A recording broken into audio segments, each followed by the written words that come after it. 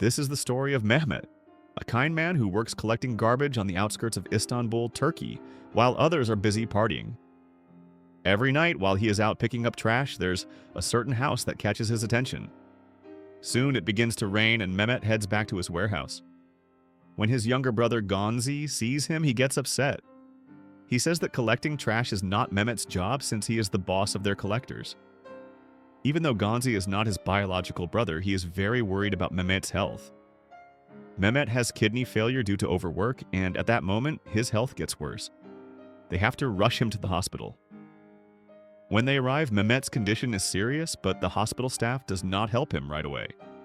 They ask him to take a number and wait for his turn. However, the service is completely different when a glamorous-looking woman arrives with her son. The hospital staff immediately helps her child. At that moment, Mehmet feels a strange sense of familiarity with the woman. Soon after, Mehmet is called. After he is checked, the doctor says that there is still no supply of kidney donors for him. This is the same answer Mehmet has received every time he has come to the hospital. He is asked to patiently wait until a kidney donor becomes available. After his kidney dialysis, their uncle Tosun comes to pick them up. Uncle Tosun is their adoptive father who has raised Mehmet and Gonzi. On the way home, Uncle Tosun asks about the cost of the operation for when a kidney donor finally arrives. Mehmet replies that he has money saved. The amount is not quite enough yet, but he only needs to save a little more to cover the cost. On the way home, the three of them joke, laugh, and sing together in the middle of the heavy rain. Mehmet's home is in an alley called the Alley of Misery. This is the same neighborhood where he grew up, an area full of people who are struggling. Before going to sleep, Mehmet always looks at old photos of his childhood with his mother. He wants to feel close to her. The next morning, Mehmet is feeling better. After bathing and eating breakfast, he goes to the garbage warehouse. He looks very cheerful on the way and greets everyone he meets. He even gives money to some children who want to buy glue. His mood is completely different from the day before. When he arrives at the warehouse, the other collectors are already waiting for him. Mehmet is the boss of their collector group. He provides jobs and a place to live for homeless children. While Mehmet and Gonzi are chatting, Mehmet suddenly remembers their dreams. For Gonzi's birthday, they wrote down a list of their dreams, such as flying on a plane, staying at a luxury hotel, and many others. However, there is one dream that has not come true yet, which is to find their birth mother. Mehmet promises that one day he will surely find his mother. Unlike Mehmet, Gonzi prefers to enjoy his life without thinking about his past. Then they begin their work as collectors. After work, they each get paid. Gonzi arrives last, and when Mehmet tells him to weigh the box he got, Gonzi wants to go somewhere else. There is a big event, and Gonzi plans to beg at the gate so that he can earn more money today. Mehmet is left alone.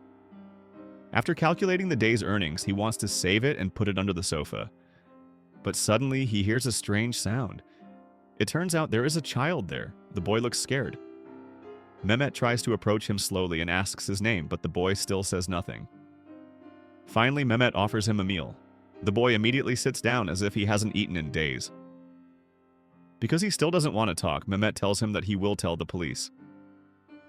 Only then does the boy say his name is Ali. He says that his mother had thrown him into the garbage bag. Mehmet sees the many bruises on Ali's body, as if he had been hit. When Mehmet asks who did this, Ali replies that he was beaten by his stepfather. Mehmet takes Ali to his house. After Ali falls asleep, Mehmet calls Gonzi. He tells him about the child he found inside the trash bag. Seeing Ali, Gonzi is very surprised. He did not know why there was a boy in his sack. Gonzi suggests that they report him to the police, but Mehmet refuses. He decides to take care of Ali. He also asks Gonzi not to tell Uncle Tosun about this. Finally, Gonzi promises not to tell anyone. The next day, Mehmet looks for clothes and other things for Ali. While waiting at the clothing store, Mehmet meets the mother and her son he saw at the hospital the other day. However, he notices that there are bruises on her son's face. Mehmet asks about the child's condition. Hearing this question, the woman is suddenly frightened and leaves immediately. One day, they all bathe together in a typical Turkish public bath. While bathing Ali, Mehmet feels sad about the bruises all over Ali's body. On the other hand, Gonzi is seen enjoying the bath with the other children. At that moment, one of the children asks about the tattoo on Gonzi's waist. He tells them that the tattoo is a picture of his parents. Although he has never known what they looked like since he was born, he dreams that one day he can meet them. Then Gonzi and all the kids have fun and sing together. After bathing, Mehmet, Ali, and Gonzi have lunch at a burger joint.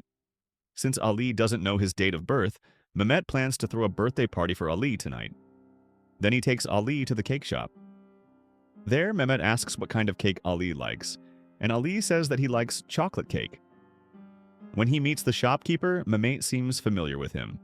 Mehmet often buys cakes there to celebrate the birthday parties of other street children who have no parents and don't know when their birthday is. In the kitchen, Mehmet asks the shopkeeper for cakes that have not yet expired. This is so that Mehmet can buy the cakes at a lower price. But just as Mehmet is picking the cake, he suddenly hears Ali scream. It turns out someone wanted to take Ali. Mehmet is angry at Gonzi for leaving Ali alone. At night, Ali's birthday party begins. All the children have fun and dance together. Gonzi looks gloomy because of what happened this afternoon. He begins to worry about his brother who loves Ali too much. Then it is time to blow out the candles. After the candle is lit, Mehmet tells Ali to make a wish first. But Ali fails to blow out the candles, which makes everyone laugh. Mehmet invites Ali to blow it out together.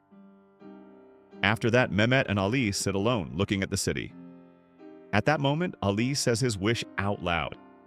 His wish before blowing out the candle is that he wishes to have a lot of money to take his mother away from his mean stepfather. The next day, Mehmet takes Ali to the beach. He teaches Ali how to swim. At night, after putting Ali to bed, Mehmet goes to the barn to make a cart so Ali can join him in collecting and make his own money. But suddenly, Uncle Tosin comes. They sit down and talk while drinking tea together. Uncle Tosin came to talk about Ali. Mehmet feels let down by Gonzi, who has told Uncle Tosin about the boy. Mehmet simply replies that he will take care of Ali until the boy is ready to meet his mother. Mehmet is sure that Ali's mother would be happy to see Ali again. For Mehmet, all parents must love their children. Hearing that, Uncle Tosin tries to tell Mehmet that if all parents love their children, then where are Mehmet's parents? Where are Gonzi's parents? And where are the other street children's parents? Uncle Tosin tries to help Mehmet see the reality that not all parents are good. Hearing this advice, Mehmet is silent.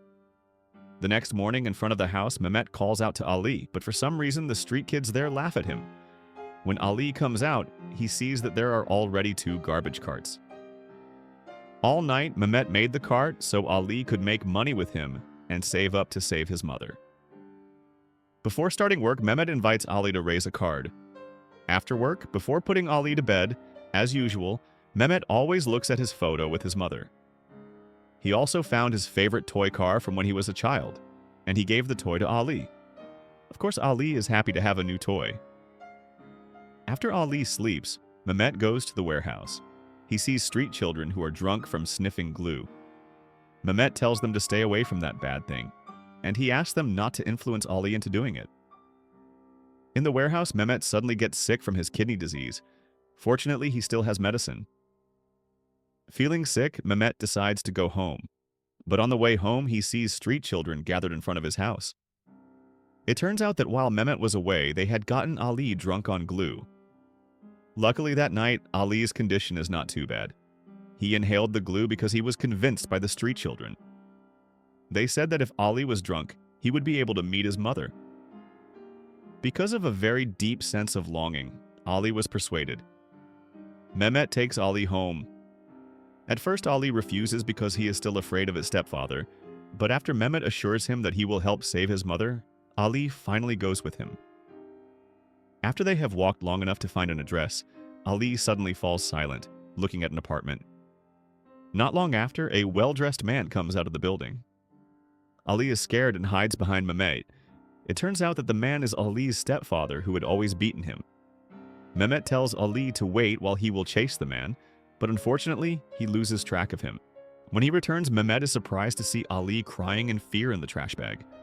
His face is also covered with bruises, like he had been hit by someone.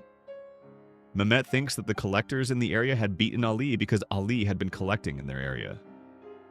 Mehmet feels angry. He gets into a fight with the collectors in the area. As a result of the incident, Mehmet is rushed to the hospital. The nurse says that Mehmet almost died if the police were late to save him. As he lay there, all that Mehmet had in mind was Ali. He keeps asking the nurse about Ali, but the nurse explains that there was no child named Ali.